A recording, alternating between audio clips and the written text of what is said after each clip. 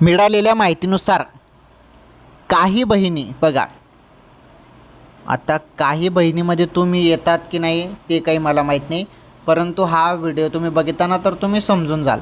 काही बहिणींना 3,000 रुपये मिळणार आहेत, सुरुवात झाली.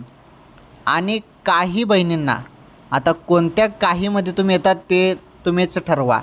काही बहिणींना 1,500 रुपये येणार आहेत.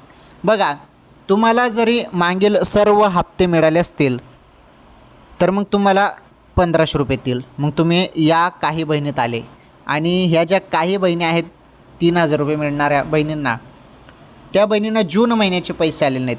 म्हणजे जून आणि जुलै या 2 महिन्याचे एकत्र त्यांना 3,000 रुपये येतील. 1,500 आणि 1,500 3,000 रुपये येतील. आणि बाकीच्यांना सर्व हप्ते मिळाले आहेत त्यांना 1,500 रुपये येतील मग जुलैचे. वेट करा थोडं, पैसे खात्यामध्ये आता पडणार आहेत, सर्व लाडक्या बहिणींच्या खात्यामध्ये पडणार आहेत. थोडी वाट बघा. ओके.